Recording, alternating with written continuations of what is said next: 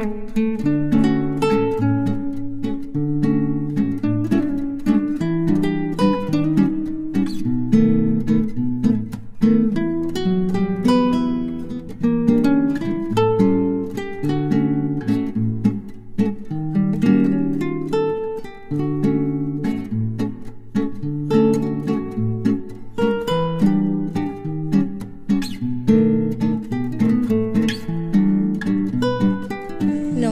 বন্ধুরা, সকলে কেমন আছেন? আশা করছি সকলে খুবই ভালো আছেন। আমরাও ভালো আছি।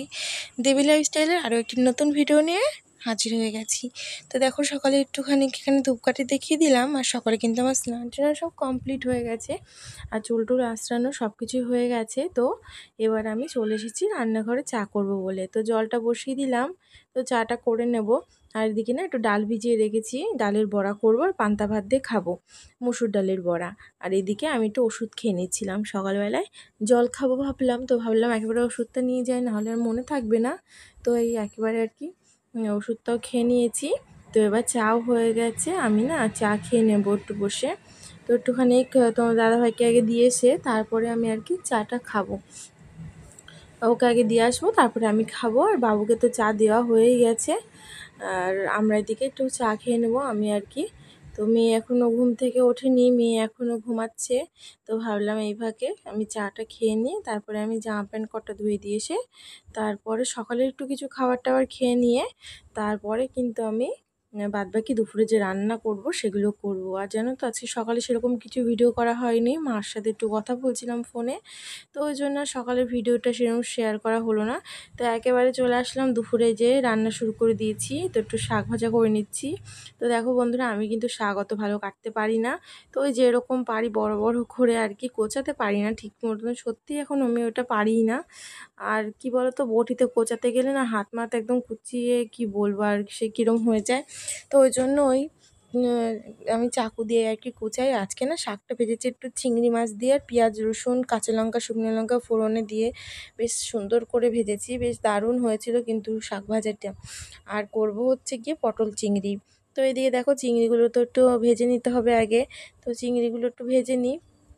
চিংড়িগুলো না অনেক দিন মানে হয়ে গেছে, 3-4 দিনের বেশি মনে হয় হয়তো হয়ে গেছে। তো ওই জন্য একটু জল বেরিয়েছে চিংড়ি মাছ থেকে, তো একটু ভাজতে একটু টাইম লাগবে।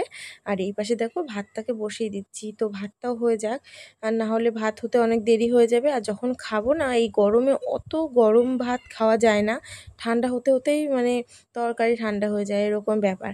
তো ওই জন্য না একটু ভাতটা আগেই বসিয়ে দিয়েছি।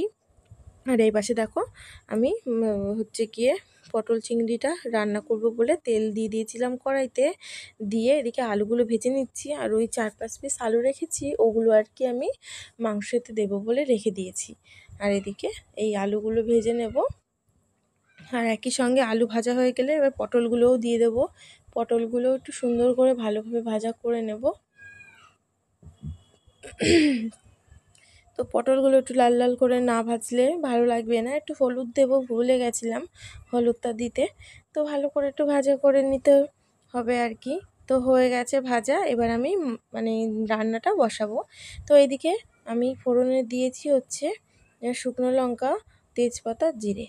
তো দিয়ে ভালো করে কিন্তু ভেজে নিয়েছি। তারপরে দেখো পেঁয়াজটাকে দিয়ে দিয়েছি। এবার পেঁয়াজটাকে দেওয়ার পরে টমেটো দিয়ে দিলাম, তারপরে কিন্তু মশলা দিয়ে দেবো আর কি। তো মশলা মেয়েতে সবটা দিয়ে নিই, অর্ধেকটা রেখে দিলাম, ওটা মাংস করব তো সেখানে দেব। আর এইদিকে হচ্ছে গিয়ে মশলাটা দিয়ে তার মধ্যে যে লবণ আর হলুদ এইসব আর কি, সব যা যা লাগে মশলা সব কিছু দিয়ে নিয়ে ভালো করে কষিয়ে নিয়ে একটু কাশ্মীরি লঙ্কার গুঁড়ি, একটু চিনি দিয়ে দেবো। এবার একটু ভালো করে কষিয়ে নেওয়ার পরে তারপরে আমি হচ্ছে গিয়ে পটল আর আলু আর চিংড়ি যেটা আর কি ভাজা করে রেখেছি সবগুলো যে এবার দিয়ে দেবো। এবার ভালো করে কষিয়ে নিয়ে তারপরে কিন্তু অনেকক্ষণ পরে কষিয়ে নিয়ে জল দেবো। মাংস যেমন কষাতে হবে, তো সেরকমই কিন্তু ওই চিংড়ি পটলটা কষিয়ে নিতে হবে। যত কষানো হবে তত টেস্টি হবে। তো ওইভাবেই রান্না করলাম। আজকে একটু বেশি বেশি করে রান্না করতে হবে। আজকে দাদা বাড়ি আসবে আর কি। তো দাদা গেছিলো ঘুরতে, দীঘা গেছিলো। তো এবার দাদা আজকে হয়তো দুপুরে বাড়ি আসবে, তো একটু বেশি বেশি করে রান্না করছিলাম। কারণ যদি দুপুরবেলা এসে খায়, তো দুপুরবেলায় আর খাইনি আর কি। তো এদিকে দেখো জল দিয়ে দিয়েছি, দিয়ে আমি ভাবলাম যাই ঘর দোরটা একটু ঝাড় দিয়ে নিই। আজকাল না কিছু ডাস্টিংয়ের কাজবাজ করতে ভালো লাগছিল না। তো দেখো সারাদিকে মেয়ের খেলনা ছড়ানো, মানে যেই দিকে ঝাড় দিই না কেন সেই দিকেই আমার মেয়ের খেলনা। তো এদিকে ডাস্টিংয়ের কাজটা আজকে আর কিছু করিনি, ভালো লাগছিল না। তো কালকেও কিছু হয়তো করতে পারবো না, কালকে আমার মেয়ে জন্মবার বৃহস্পতিবার, আজকে বুধবার, তো ওই জন্য কালকেও হয়তো করতে পারবো না। জানি না কি করব। আর এদিকে ঘরটর ঝাড় দিয়ে নিচ্ছি, আর এদিকে তো পটল চিংড়িটা আর কি হচ্ছে, তো ওটা হতে থাক ওইদিকে আস্তে আস্তে। আর এদিকে আমি ঘর বাড়ি সব ঝাড় দিয়ে নিই। তো সকালে তো ঝাড় দিয়েছি, দুপুরবেলায় আর একবার ঝাড় না দিলে তো আর হয় না, তো ওই জন্য ঝাড় দিয়ে নিচ্ছি। আগে ঝাড় দেওয়া হয়তো লাগতো না, কিন্তু এখন মেয়ে যেহেতু বড় হয়েছে, মেয়ে না মানে খুব দুষ্টুমি করে, নোংরা মোংরা মানে খেলা করে, তো আর জিনিসপত্র সব ছিঁড়ে ছুটে ফেলে আর কি, এই জন্য আবার ঝাড় দিতে হয়। তো এদিকে না সিঁড়িটাও ঝাড় দিয়ে নিচ্ছিলাম। তো সিঁড়িটা সেরমভাবে ঝাড় দেওয়া হয় না, মাঝে সাঝে দেওয়া হয়, আমি দিই কোনো দিন আমার যা দেয়, আবার কোনো দিন ভাসুর দেয়, মানে এক এক দিন এক এক রকমভাবে মানে এভাবেই দেওয়া হয় আর কি। তো এবার দেখো ওইদিকে তো সিঁড়ি ঝাড় দিয়ে চলে এসেছি, মোটামুটি আমার কাজ আজকে কমপ্লিট। এই রান্নাগুলো হলেই আর কি হয়। আর এদিকে আমি পটল চিংড়িতে আর কি গরম মশলা দিয়ে এবার আমি একটু কিছুক্ষণ ফুটিয়ে নিয়ে নামিয়ে নিয়েছি। তো একটু ঝোল ঝোলে নামিয়েছি, অনেকের তো খাবে, দুবার খাবে, তো সেই জন্য একটু ঝোল করে নামালাম। আর এইদিকে দেখো আমি রান্নাঘরটা একটু ক্লিন করে নেবো এবার। তো একটুখানি এগুলো মুছে নিয়ে তারপরে আমি বাদবাকি যা কাজ আছে সব করে নিই, তারপরে যাবো স্নান টান করতে। এদিকে ভালো করে মুছে নিচ্ছি।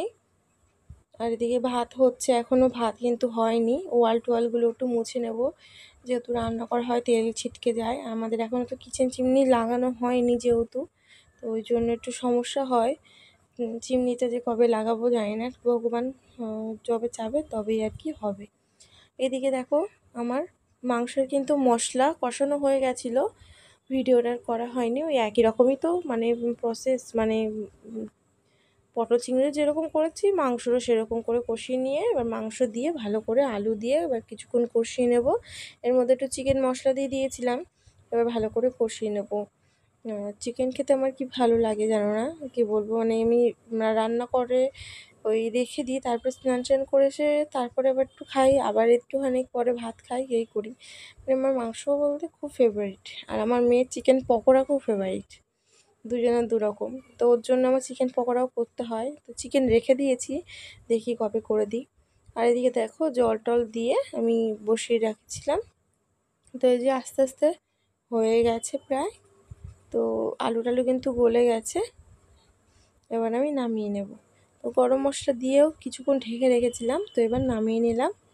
তো হয়ে গেল আমার চিকেনের ঝোল, একটু পাতলা করেই ঝোল করেছি গরমে। তো গরমে কিন্তু পাতলা পাতলা ঝোলই ভালো লাগে। আমাদের ওইদিকে কিন্তু বৃষ্টি হচ্ছে, প্রত্যেক দিন মা বলছিল বৃষ্টি হচ্ছে, কিন্তু আমাদের কলকাতার দিকে না একটু বৃষ্টি নেই, মানে খুবই গরম, গরমের মধ্যে খুবই কষ্ট হয় থাকতে, জানো না। আর এই উপরে তো আরোই কষ্ট হয়, আর এসিও যেহেতু নেই ঘরে, এখনও এসি নেওয়া হয়নি, তো ওই জন্য না আরোই কষ্ট, মানে আরোই গরম, মানে সহ্য করা যায় না। তো যখন প্রচুর গরম পড়ে না তখন তো মানে উপরে থাকতেই পারি না।